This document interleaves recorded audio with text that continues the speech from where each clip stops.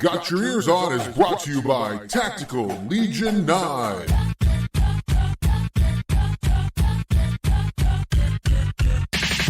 right, everybody, hello and welcome to this week's episode of Got Your Eers On. Guido here along with Scoot. This here is our podcast. And Judson. Guido, we've got some madness to talk about. We do. WVU's going March Madnessing. Is that a word? Just when you thought maybe we didn't. Oh, in fact, we do. I believe I predicted that. You know what's funny is like all season, my buddy who listens to our show was like, WVU made it to March Madness. You guys have been kind of talking crap on them all season. And I'm like, well, you know, we just had higher expectations, I think. But I mean, we're there. I feel like we stuck with them. Did this buddy say that I'm the genius of the show? Oh, no, this buddy did not say that you were the genius. I don't know that he called you out by name. Then he must not be a true fan. fan. Who's that fool? I will say, though, like, you know, we did make it. Got a tough draw in the bracket. We'll talk about that in a second. But let's kind of wrap up the season talking about how it went for us in the Big 12 championship. So we start off, we're playing a Mark Adams-less, non-slobbering game against Texas Tech and kind of never felt in doubt, Johnson. Yeah, Scoot, we were in the splash zone, if you will. I wore a face shield just in case. Yeah, watching, like in front of your TV, like sitting on your couch, you had face shield protection. That's right. Well, this one, you're right, Guido. It oddly felt like a non-stress Virginia game, which I feel like never happens. This one was pretty much wire to wire, in control by the Mountaineers. They took it home pretty easily to advance out of the first round. And successfully, like we thought. You know, WVU plays, you know, basically, I mean, honestly, when you look at the numbers, they only played 6 guys. Like, Okonkwo got 12 minutes, Seth Wilson had 5 minutes, and Kobe had 2 minutes. Other than that, it was the regular guys and Joey Toots all playing. And it kind of showed in the game, Scooty. Well, I've been saying that that's what we need to do in order to win big-time basketball games. Yes, I agree with Mr. Johnson. There are stats from the game. Yes. Guido, this was kind of like your fifth-year seniors stepped up, I felt like, in this game. They all average, or they all rather go double figures. Kobe Johnson goes for 20. Kedrian Johnson goes for 20. If Kobe Johnson went for 20, yikes, that would be 20 like minutes of no offense. A different story, I guess. But Kedrian goes for 20. And really, there wasn't a whole lot. They had their big man back that we didn't face that first time around. He didn't AMAC, Scoot. I think he didn't factor in too much. I think kind of the AMAC. Yeah, kind of the multi-headed hydra of Tunka and Okonkwo, and I think Pat Sumnick didn't play in this game, but you know, we kind of rotated those guys against that big, and really the guard play was pretty good in this game. I'm not sure if we were done with handshakes and Fardaw's AMAC was already in the transfer portal. Right. Like it was pretty immediate after this game. I'm in the and he was in the portal as he was high-fiving. Well, and Guido, something else immediately happened after this game. Yeah. That was Texas Tech parting ways with Mark Adams. Yes. There would be no more slobbering. The Sultan of Slobber, when they parted ways with the Sultan of Slobber. I mean, I we had said last week going into this game that, you know, one of the things that I thought played in WVU's favor was things weren't looking great for Mark Adams. There was craziness surrounding all of that. The way he talked. Then, you know, there was the article that came out after the game that like half of the team said that they were going to leave if Mark Adams stayed as the coach. Right. And then, you know, what we said, I think the players were thinking more. I think, you know, a couple of those guys were thinking more about getting into the transfer portal than staying with Texas Tech. How crazy is it that they had Corey Williams on their bench as a coach? That guy's like a longtime NBA player, teammates with Michael Jordan and Pippen and those guys.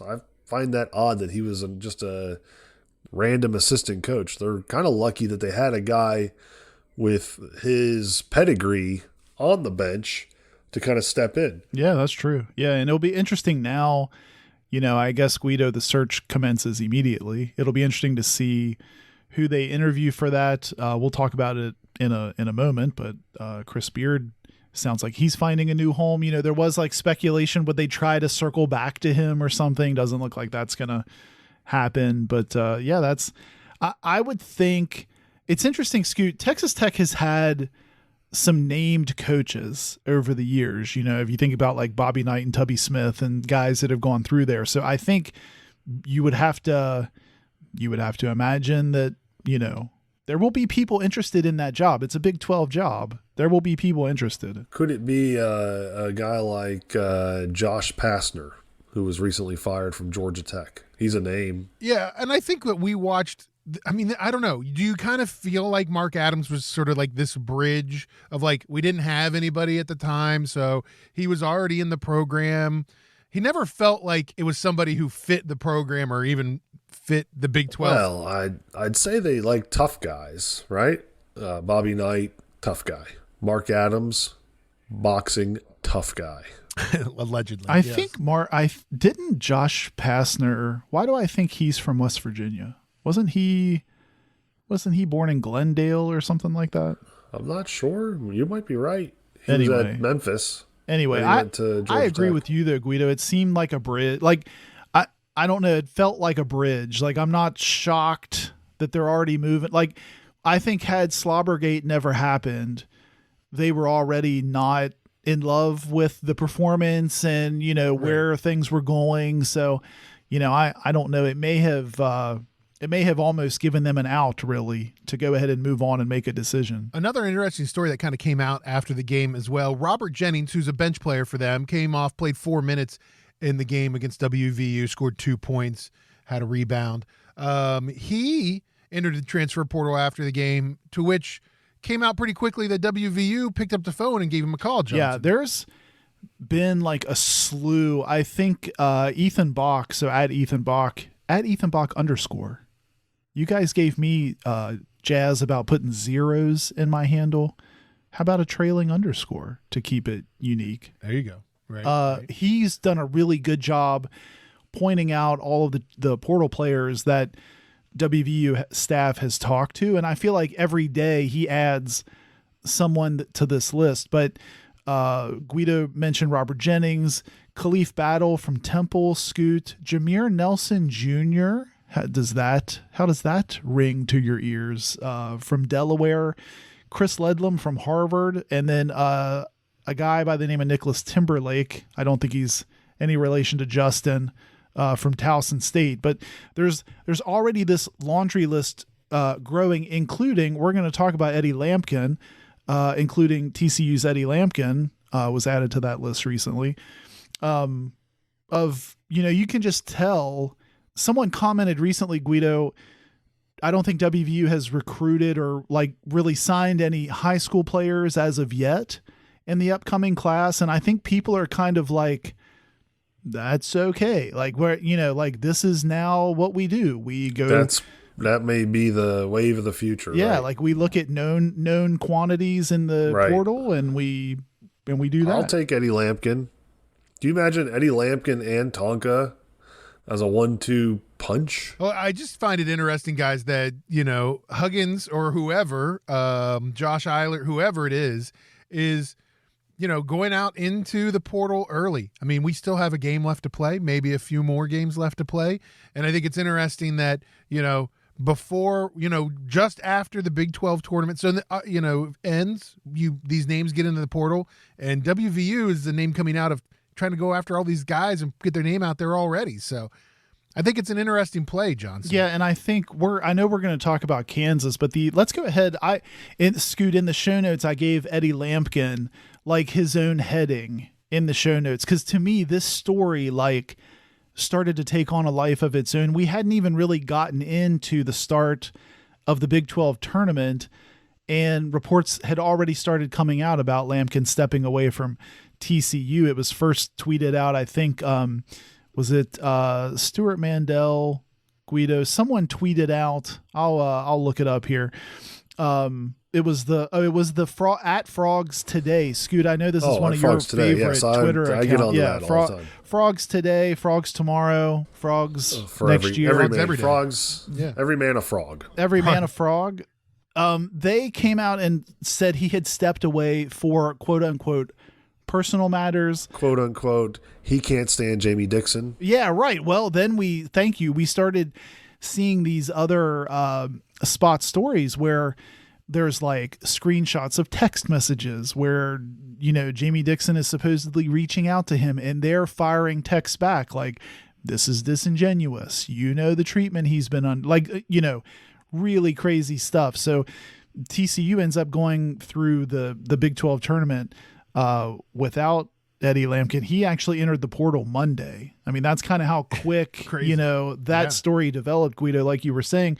And like we said, he's already been reported. I think that was another Bach bomb.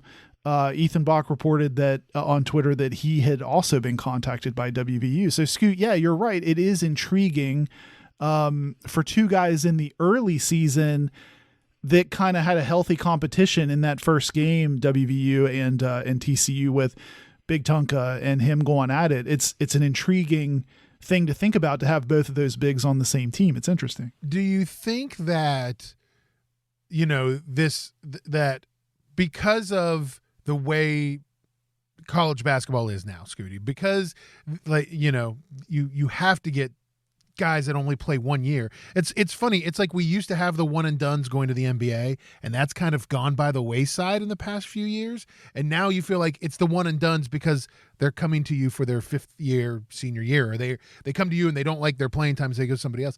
It's interesting that it's getting earlier and earlier. Like we never talked about these players until May. Like I felt like it was a good month after the season, and now we're talking about guys transferring. We haven't even tipped off the first game of the tournament.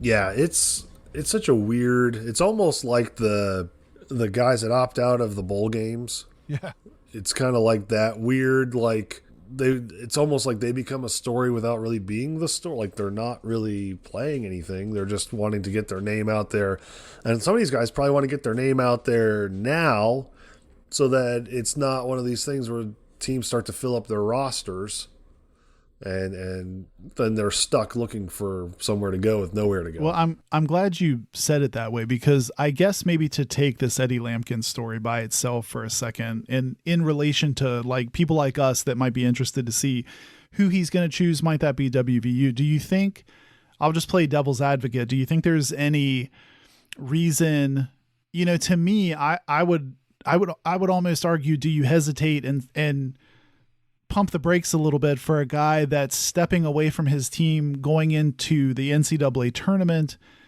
openly kind of feuding with Jamie Dixon? I mean, the guy's obviously a talent, but do you pump the brakes at all and say, like, I don't know, do I hesitate to bring that to my squad? I guess I'm just asking. I think in my mind, he probably feels more like a Huggins guy.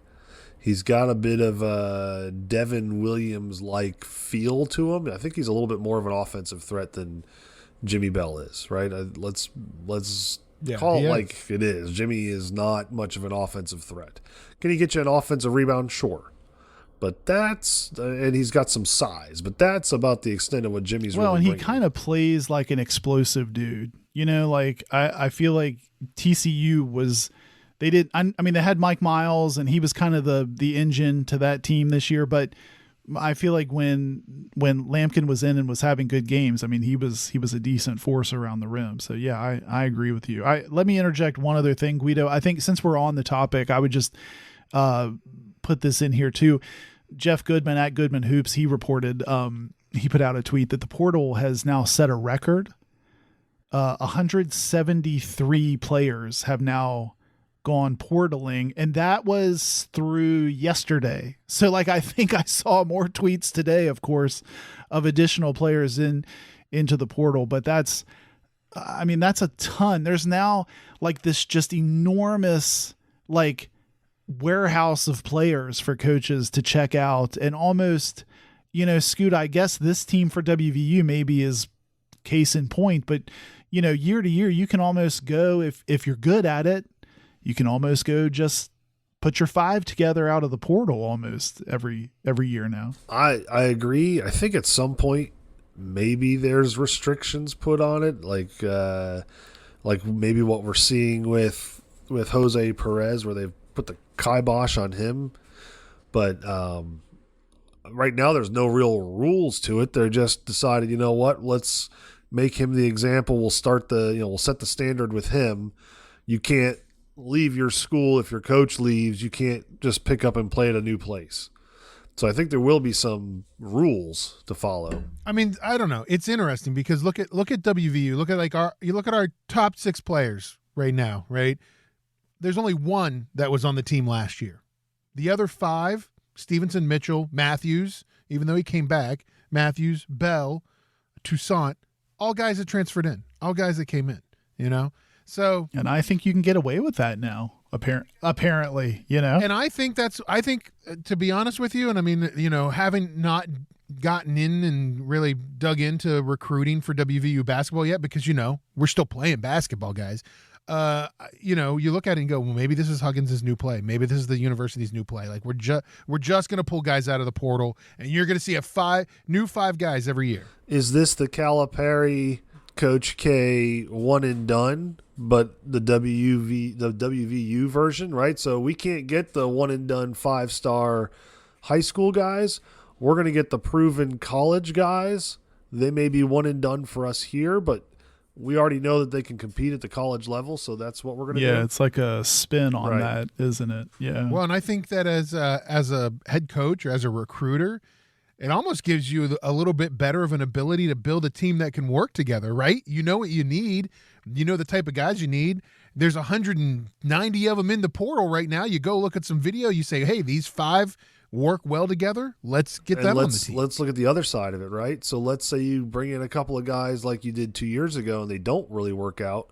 You're only on the hook for a year. You're only because done a you can kind of force guys to the portal pretty quick, or you can just make it real uncomfortable. Hey, we're not going to have a scholarship for you next year. Well, they'll just go in the portal. And it's way easier to do in basketball than it is in football. I mean, football, I think it's much more difficult. I think the transfer portal is great for a university like WVU to be able to go and every year change over. I think football, it's way more difficult, but it's just so interesting. It's a different way to look at your team, and I think it makes you as a fan, it makes it harder though to fall in love with these guys. It's contradictory to everything that the typical college student loves about college, right? Right. So and college fan, I think. It can be, at least. You love developing the relationships. You love having the memories. We all talk about our times back in college all the time. Scooty, it's a business now. I know. These guys, they're not, and listen, I don't mean this in a derogatory way by any stretch of the means. They're not there for college. They're not there to make friends in classes and go to the quad and hang out. They're there to play basketball, and to be honest with you, they're there to get paid now that they can get paid. And that's where you have something like Country Roads Confidential, or not Country Roads Confidential, Country Roads Trust. Sorry, I mean, they might be paying people. I don't think Country Roads Confidential is. Yeah, I don't think those guys are paying anybody. I was at college for the wiffle ball. Really?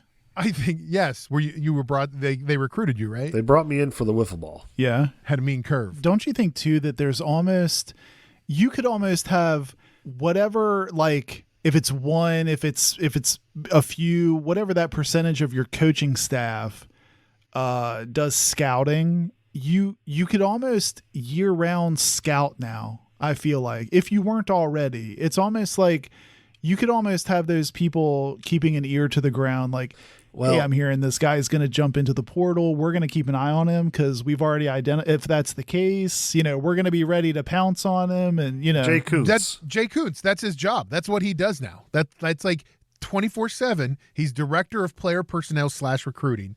And I heard an interview with him. I think it might have been Country Roads Confidential he was on, or he was on one of those other competitors of a podcast.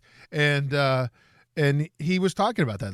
That's his deal now. Because you almost can't afford not to have one or more Right. of those guys, right? Did he mention about the time he and I sat next to each other during a scrimmage basketball game at a WVU camp back in 2011? Yeah, he did. He said you had the height, Scoop, but you didn't really have the reach. That's what he was saying. Well, we talked a little bit, Jay and I did. Yeah, really?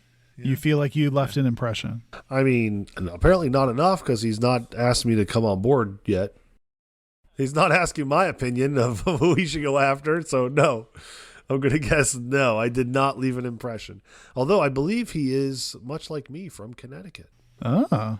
Little known fact, a nutmegger. Anyways, back to the Big 12 tournament, which we totally got off of there talking about the transfer portal. WVU beats Texas Tech, obviously, 78-62. Plays the next afternoon, short, like less than 18 hours. They have to turn around and play a highly ranked Kansas team in the second round. But here's another interesting twist, right? WVU plays Texas Tech. Texas Tech doesn't have their head coach because he's suspended for going all Turner and Hooch on somebody. And then you turn around, you got Bill Self. Bill Self turns around and he's got a medical issue, gets rushed to the hospital. Was it the morning of or the night before? And he ends up not coaching. Yeah, and thankfully he's since been discharged, but they didn't have him on the sideline for the whole tournament. It did not matter much. No, in this game especially, Scoot, I don't know. I debated. I know we're not going to spend a ton of time on this game. It's water under the bridge at this point, but a lot of people just immediately went, well, they were tired. They played 18 hours ago. And I thought their shooting looked like tired legs shooting, but Guido, I also just thought they played a bad game. I mean, they just weren't like turnovers. I think through the first half, we had 11 turnovers just in that half alone. Honestly, we were texting each other as that game went on. At the half, really, we weren't, we were only a couple possessions down, and I felt like we should have been 20 down. Really, it was kind of amazing we weren't down more, and I felt like we sort of died a slow death through that second half. Outside of Eric Stevenson and Emmett Matthews, who might be 30 years old, both of them, I'm not sure because they've been in college forever. Like guys that age, like in AAU and all these other things leading up to college. They play multiple games a day. So I don't know. Yeah, right. Like I played a lot of pickup basketball in college. I didn't just stop at one game. I probably played a couple. Well, but I mean, these guys are in terrific condition. Yes, I did not have somebody managing what I ate. I mean, look, an 18-hour turnaround, that's tight. Like, let's not be naive about it. But at the same time, I kind of bristled at the whole, like, well, they're just tired and just chalk it up to tiredness. But, I just didn't think they played well. And I thought Kansas kind of took advantage of what, Scoot, I thought was some of the worst defense we had played in a long time. I mean, they had kind of their pick of open shots and they took advantage of it. Swiss cheese. A lot of Lob City, bad rotation. We didn't rotate very well, and they lobbed the ball to KJ Adams a ton. So that was not great. Well, and I think again, this is another game where, and this is a Huggins thing. Like if guys aren't doing what they're told or they're not, Huggins is yelling at him. He's pulling people off. And then that's when you start to see all of these other people getting into the game and getting 20 minutes, Okonkwo playing 20 minutes in this game. Like he's still young. He's still trying to get his career going. And I mean, I think that's tough.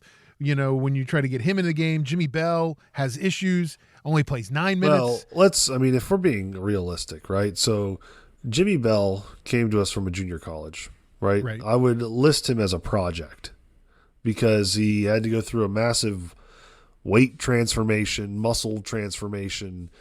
I would say that people would probably say he came in out of shape and he's been working on getting in shape. But when you're doing that, he's probably doing a lot of working out and not as much basketball, I guess. I don't know, but he's a project.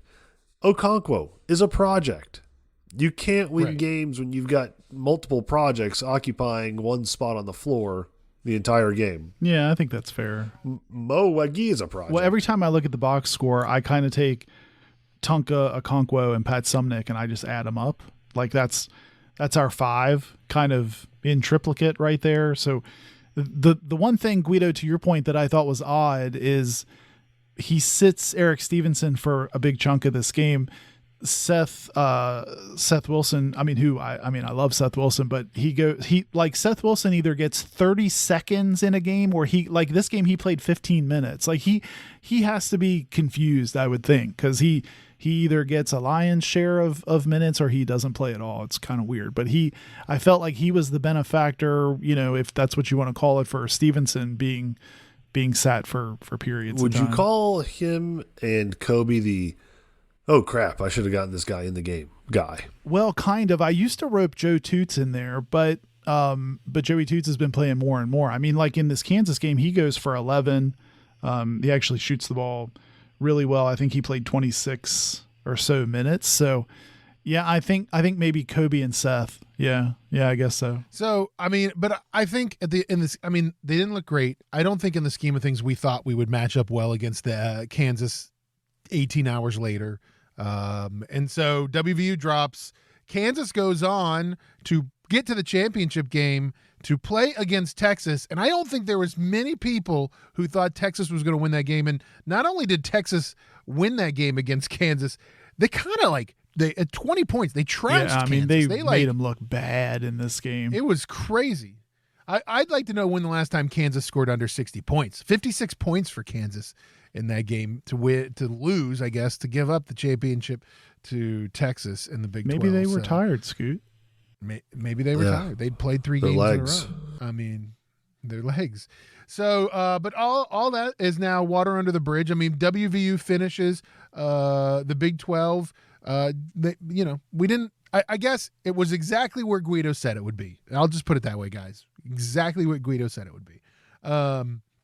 Eric Stevenson gets a third team All Big 12, which is, I guess, nice, but WVU mostly looked over in the all conference team, Johnson. Yeah, I think other than that name, no one really got any discussion. Scoot, I thought. Yes. We have been up and down, and you more than others, maybe.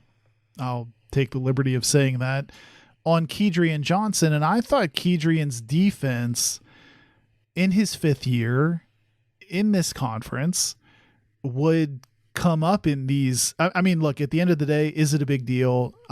Not really, but I think, all those guys are striving to be recognized for their effort. And I thought maybe his name would pop up in some of this stuff. And that didn't happen. I think it's no surprise maybe that some of the other, there wasn't really any other accolades on this team. Eric Stevenson has kind of led this team all season. So, but even a third team for him felt like, ugh, Yeah. That's what I was going to say. He finishes 8th in the league in scoring.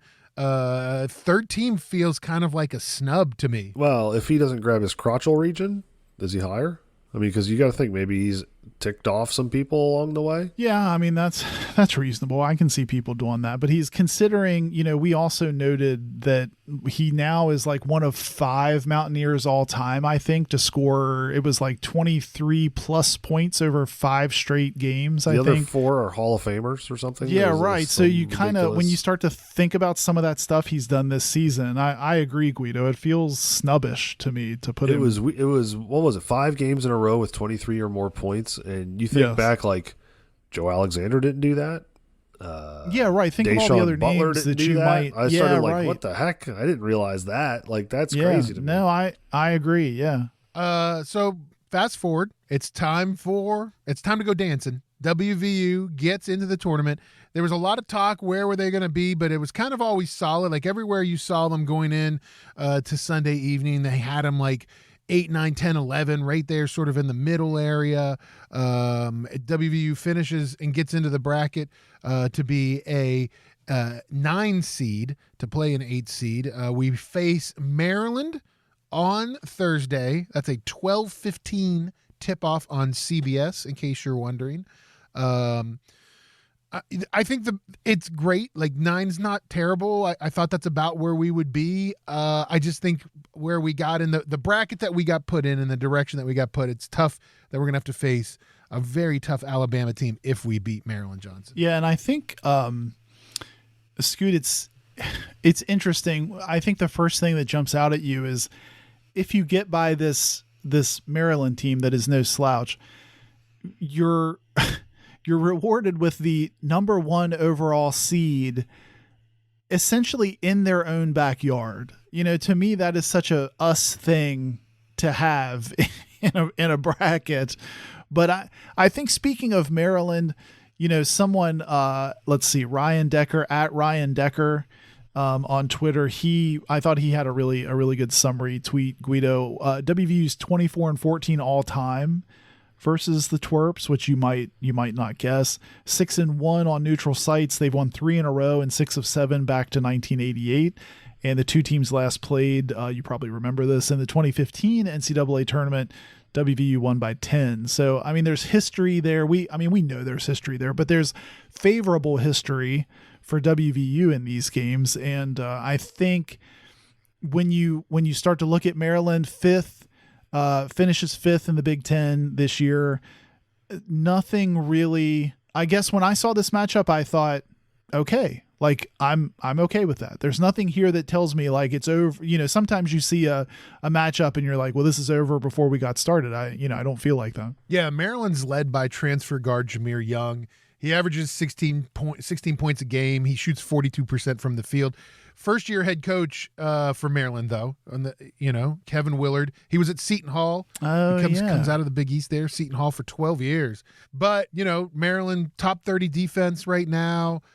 So they're not. I mean, you're right, Johnson. It's no slouch. Our good buddy Ken Palm, Scoot. He loves himself some Ken Palm. I use Watson for my predictions. Ken Palm still has West Virginia 17 going into the tournament. Has Maryland 22. Interesting. So just so you're thinking about it, Maryland 22, West Virginia 17. You want to give West Virginia the edge there, Scooty. Yeah, I do give him the edge. So there's that. Well, I'm glad you give them the edge. There's that. Ken Palm. Take that, Ken Palm, in your rankings. I don't love the 12-15. We were texting before this all kind of shook out. These times are always weird. You're either middle of the day or sometimes really late at night.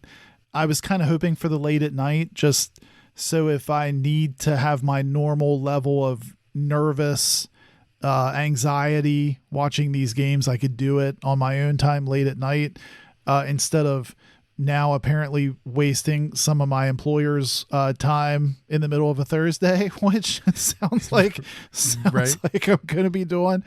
But I think, I don't know. I like this, Scoot. I'm fine with this. I think if we can get Steve going, this could be just fine for us. What's interesting to me is that we've only played them 38 times. I find that to be a low number. Yeah. Well, they're ACC snobs for a lot of that time. You would think we would play them 50 times at least. Yeah. No, I agree. It is weird for them. WVU, though, even though they're the higher number, 9, according to or 9 on the bracket, they are currently in most places the favorite in the game. They're usually picked by 2.5 points. In most of the sports books, the over/under on the game, Johnson, 137, which I think is probably spot on. Like the way it just depends on what WVU team shows up, right? Yeah, I mean, I think, I was kind of looking at Maryland's kind of notable wins on some of the different kind of scout sites ahead of the tournament. They split with Purdue, Scoot. I'm not sure if you knew that. They won 1-1, lost 1 against Purdue. I think that's impressive. They also lost by 27 to UCLA.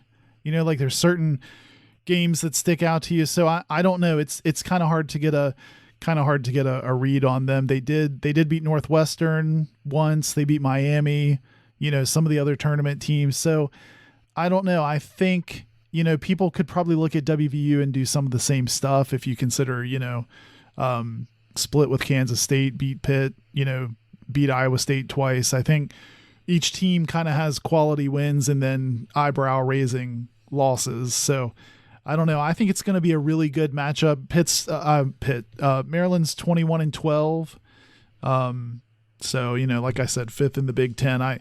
I think the interesting part of this will be, I think I read where they don't really, Maryland's not a big fouling team. WVU loves to go to the line. Foul shots, as we know, have been, I think I read somewhere where, in the last like 5 or 6 of WVU's games, I think they only missed like 18 combined free throws. That played such a huge part of their kind of getting things together down the stretch. So to me, that could be a big part of this game. How physical are they going to be with Maryland? Do the refs let them get physical? Scoot, we talk about that all the time. Some refs are like, West Virginia's here, let's blow the whistle a lot. Other times they let them play, and that works to our benefit. I agree. I think we win. I think we win. I don't want to say convincingly, but I think it's at least a 10-point to 15-point win. Wow, that's I mean, for a game that's picked at a 2-point spread, that's pretty generous there. Well, I just don't believe that they play the same. Their conference is not the same as what we've been through. And that's the question I want to see. And this doesn't go just for WVU. I think this goes for all of these Big 12 teams as they face some of these non-conference foes. Like, I think Alabama's a great team. It's a tough draw if WVU wins, but again, WVU's definitely had a tougher schedule than Alabama's had. How did we do against Auburn? Yeah, right. Win. How did we do against Florida? Right. Sure. I hear you. I got you. We're playing big conferences, and and you have to remember it's one data point, but we talked about how a lot of people could point to Oklahoma beating Alabama by 30 in that challenge, stuff like that. So I don't know. It's always weird when you get into these matchups. I think that's the beauty of the tournament.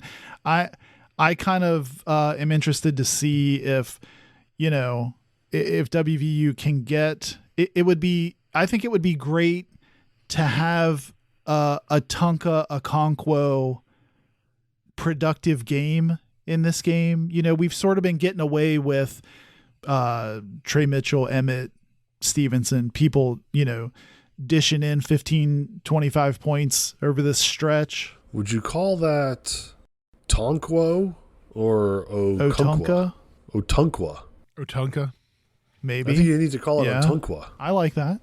Otunkwa? I also think, Johnson, it depends on at what point, if at all, if Eric Stevenson gets McCabe'd in this game. And I think that's what, not that that's the reason why we had lost Kansas, but, if Coach gets cranky at Eric Stevenson, I feel like he gets McCabe'd, he gets pulled off. Here's the thing. At what point do you want to win? Like, you don't need to prove any points in this situation. Like, you're done if you don't win. And if he's the guy that scores, he makes a fair point though, Scoot, because in that Kansas game, I think Stevenson throws the ball away, a lazy pass. Yeah. Hugs yanks him to the bench.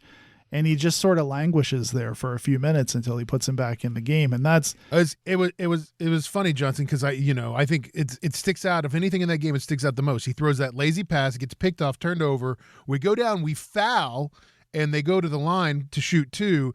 And Hugs during the first shot is just yelling at Stevenson from the sidelines, and then before the second shot, he pulls Stevenson, puts him on the bench. And then he sits for, I don't know how long it was. It felt like 5 minutes, but he sits forever, And I think that then what happens is Stevenson gets all cranky, and then he doesn't have a game. Don't you get the feeling that then he comes back on the floor and he presses, like, okay, now I have to atone for, the play. But I think, Scoot, to your point about the conferences, I thought this was a really good tweet I held on to. Patrick Southern, at Patrick Southern on Twitter, he tweeted, heading into the NCAA tournament, a full 1/3 of WVU's games, 11 of 33, were against teams now seeded 3 or higher in the NCAA tournament. That's kind of a crazy stat. I mean, I don't know that we've ever seen a season like that before. I agree. I just think that the game is all about matchups. I think they've been kind of like where you were going. You get the impression they've sort of been, like almost a baptism by fire this year, it's not like they're going to get in this tournament and now be scared or intimidated of someone. I would hope, like, why would you feel that way? I mean, you've been in a fist fight wrestling match all season in your conference. I can't see anyone making you nervous in this tournament. I mean, I feel the same way. Even if they get past, like you said, like even if they get past a tough Maryland team and go on to play Alabama, and assuming Alabama beats, Texas A&M Corpus Christi, who's they're facing. If they go on to play Alabama, I mean, you're right. Alabama lost to Oklahoma. Then, like, what was it? A week later, we beat Oklahoma by 30 points. Yeah. So it was like, I think you're right, Johnson. I mean, and I had said early on in the season that I thought that this team would finish about where they finished in the conference. I'd said 6, 7, 8 wins. Look where we finished. And then I said I thought this was a Sweet 16 team. I feel a little more nervous about the whole Sweet 16 thing, but I think it's still a good possibility.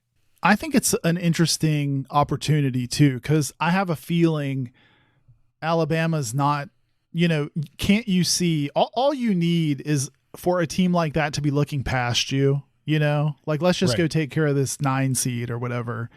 And maybe, you catch them looking a little bit. So I think it's exciting, but look, let's take care of Maryland first. I'm famous for that, of like, what can we do?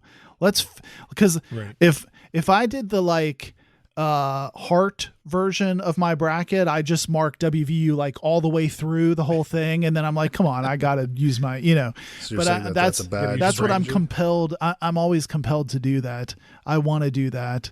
Do you draw hearts around it when they win? I do. I color instead them of circles with stars around it. I would love to be. It's such a fun, like, to me.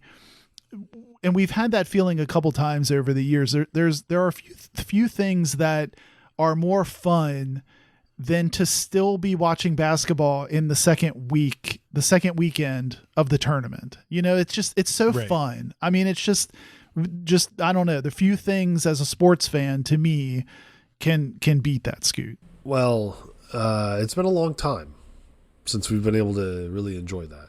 So we're due. It's been a hot second. Yeah, it's. And I mean, I like the other potential of WVU at a 9 seed playing a number 1 Alabama and being a bracket buster, and that being, that'll be the story going into week 2 if that's the case. So, but you're not wrong, Johnson. Let's not get there yet.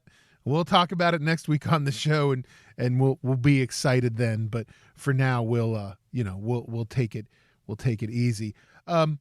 A lot of other stuff to talk about, guys. I know we got to wrap up here soon, but a couple things we said we wanted to hit on for basketball. Oddly enough, first of all, congratulations to the West Virginia women's team, who's coached by who, Scooty? Dawn Plitzel-Tuate. I think you added a syllable in there. Did you say ratatouille?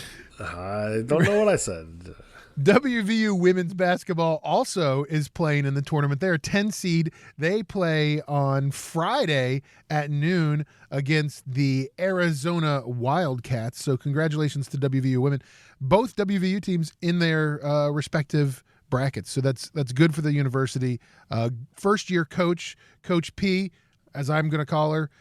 Good job for her getting the team in her first year into the March Madness tournament, Johnson. Well, and don't you think, we can sort of nod to that and say it here and then move on, but don't you think, I mean, it's to me, it's probably more of a phenomenal job than we even realize. Coaching change, new to the university, putting a new team together and getting this 10 seed in the tournament. I think it's remarkable. I think it's exciting too for kind of a jumping off point for her. I mean, that would be great if you could gain some momentum even more by having some success in this tournament. I think it's really exciting. I mean, they finish off 10-8 in the conference, 19-11 overall. So yeah, I mean, I think that for them, I know that they didn't go deep. They lost in the first round to Oklahoma State for the Phillips 66 Big 12 championship. But I think, it's a good sign. They finished the season real strong. I don't know. They went on a 3-game winning streak there, including beating Baylor 63-52 to end the season. And then went on and lost in the first round to Oklahoma State. But Oklahoma State is a 4th-ranked team. I think they're a 1 seed in the NCAA bracket. So I mean, I agree with you. Like, after having a coach who coached, for so long at the university, coming in first year, taking the program, continuing to grow it and make it better and getting into the tournament, I think is a great move for the university. So good to see that. Also, Madison Smith, WVU women's basketball player, was named Player of the Week going into tournament week as well. So, great for the program overall. Other basketball stuff that we should talk about that I think is super important is Bob Huggins is officially now the active leader in coaching wins after what I'm going to call a very uncomfortable retiring for Jim Boeheim in Syracuse, Johnson. Yeah, it was, Scoot, that's a weird retirement, right? I think the first I saw of this, they were asking him in a post-game after Syracuse lost, I think in the ACC tournament, and the discussion, it was like a back and forth with a reporter where he was like, yeah, I kind of said it last week and no one picked up on it. And the reporter was like, what? So you're officially retiring? And he was like, well, that's up to the school. And then they did this weird back and forth where, he was like, I'm not, So anyway, they later confirmed, yes, he is in fact retiring. Guido, if I may, it felt very unceremonious, almost like the school was like, oh, we're done. We're moving on. He was like he was so cranky, right? Toward the end.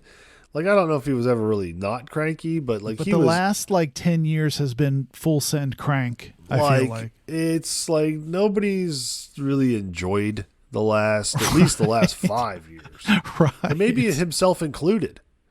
Like, maybe he should have retired 5 years ago. I don't know. When Buddy left, Buddy graduated, maybe hang it up there. And I think that's what I'm still trying to unpack in my head. He coached there for 47 years. Is that what it was? 47 years. Yeah. Crazy. I'm trying to unpack when you have a coach that's there that long, obviously it's kind of a, whenever you're ready, we've got Huggins and it's whenever you're ready, just let us know. Yeah. Right. Yeah. Yeah. I don't feel like it was that way. I feel like it was, okay, you're ready, right? You're ready. You're like, and it felt like he wasn't ready. And even like Coach Huggs in his post-game press conference after he found out was kind of like, oh, that's kind of odd. I thought he was basketball. Right. He said something along the lines of he's like me. He's basketball for life, or he eats, breathes, and sleeps basketball. That's kind of strange. Yeah. The other funny thing, Guido, I think they wanted a very heavy quote from Huggs when they were asking him about that. And they were saying well, what's it mean to you now?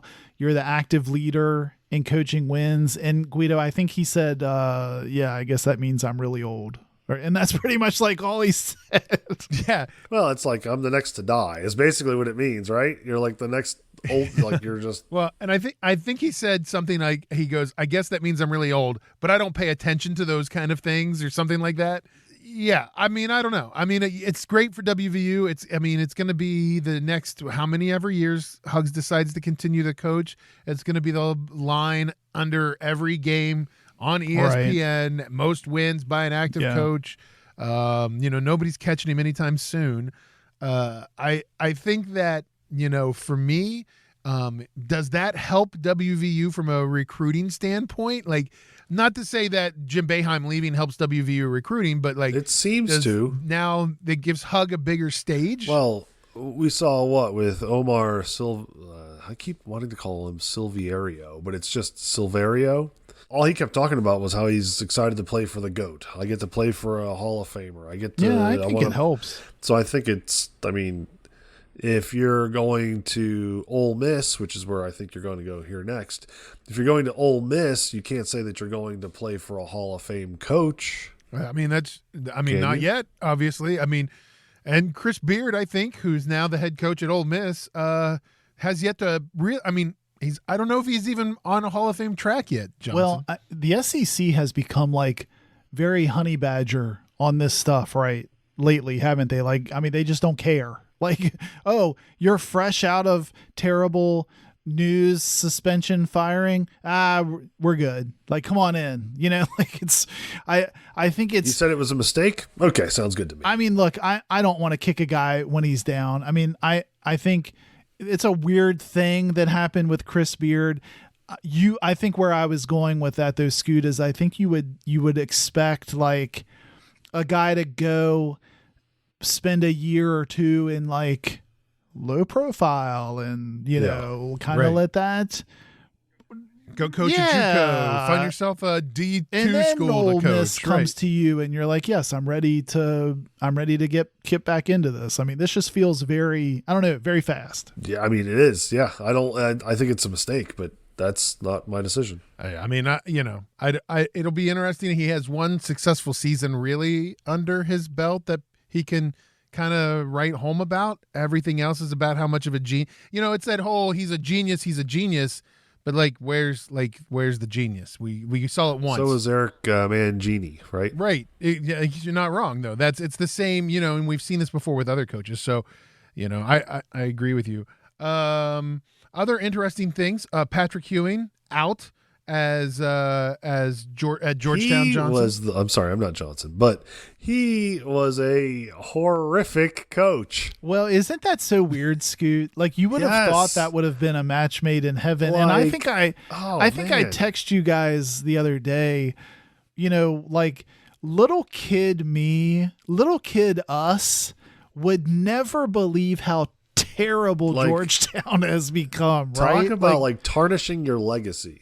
Yeah, right. I don't know that there's been any professional athlete who's gone into coaching that has lowered his legacy as much as Patrick Ewing.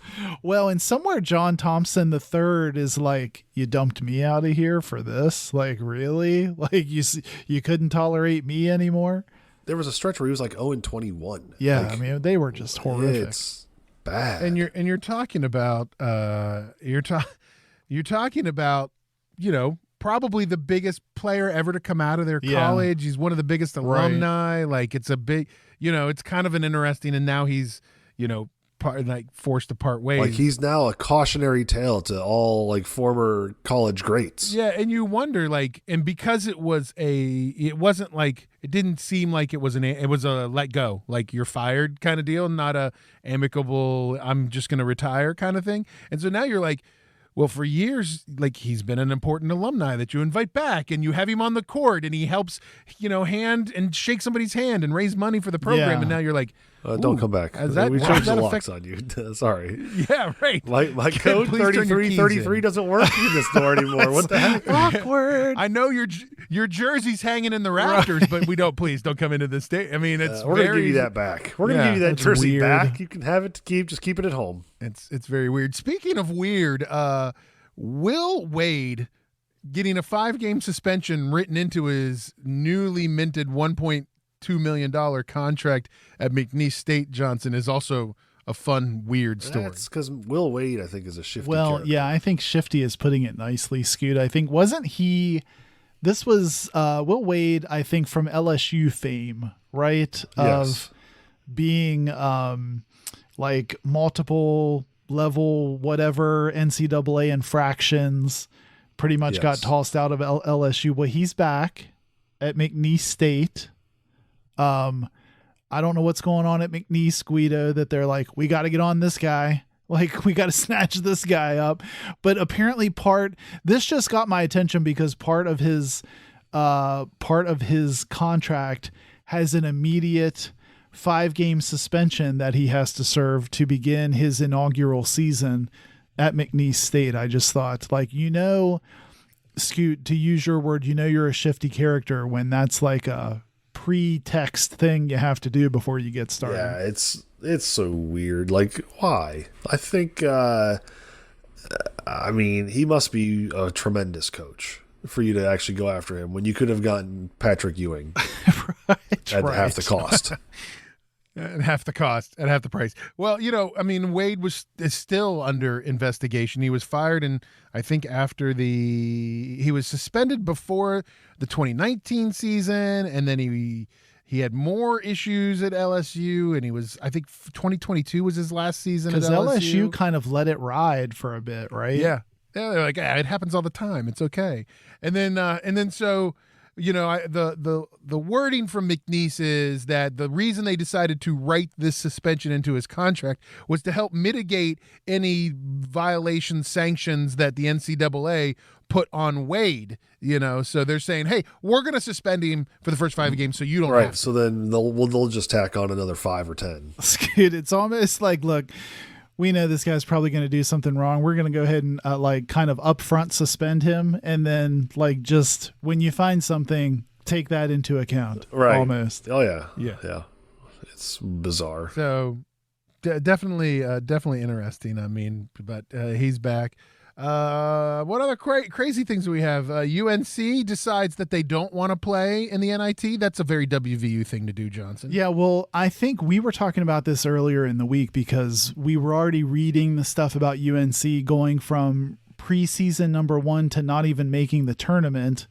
They were all set to be, I guess, like a 1 seed or whatever in the NIT, and they said, no, you know what, we don't want to do that. And I guess I just saved it to bring it up to you guys to get your opinion. To me, I think this is weak sauce, for 2 reasons. One, own it, you had a bad season, just own it, man. Don't sweep it under the rug. And number 2, for the guys that are coming back, I have to think as a player, you still want to play, right? I mean, you still want to get some time in playoff type basketball. I don't know. I just thought it was a weird thing. I get it's beneath you, but I kind of don't get it at the same time. I mean, I guess, what is it? Hubert, what's his name? Davis is his last name.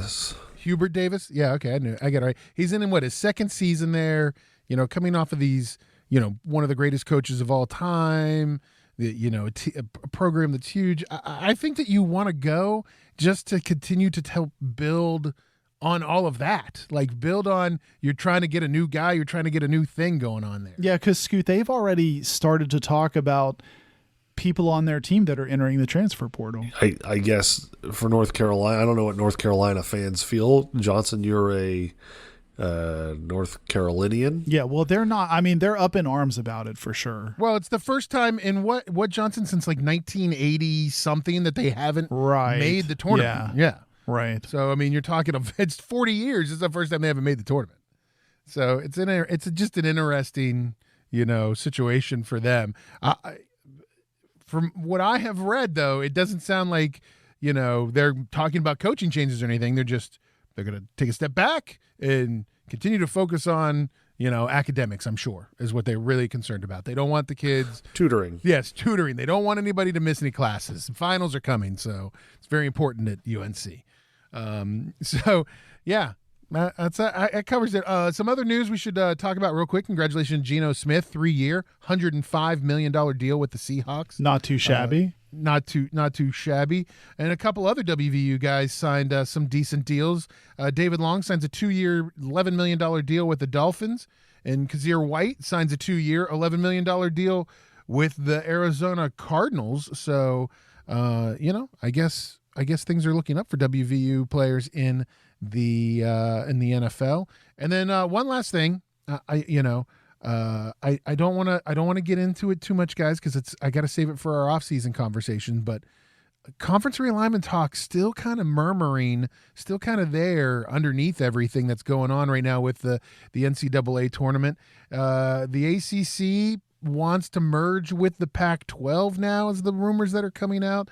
Brett Yormark still talking about getting, all of these more schools into the program, into the Big 12. I mean, it's all still there, Johnson. Yeah, I think it's weird, this Four Corners school talk, Scoot, because I feel like the unsaid, or maybe it is said a little bit, thing in that conversation is no one seems to like Utah, and Utah seems to not like anybody. Like they feel like they're too good to join the Big 12, and the Big 12's like, well, that would be a great fit. It would be a moneymaker, built-in rivalry with BYU, but they seem to be the one that keeps giving Brett Yormark, if the reports are to be believed, kind of giving him the Heisman. I think it was ESPN's former president that said he felt like to fix the ACC's woes and the Pac-12's money woes, those two conferences, should just merge, which seems silly to me too. That would be horrible. Also, if we're being honest, Yes, which it's really not 4 corners. Okay. It's only 3, right? Because we're not involving New Mexico in any way.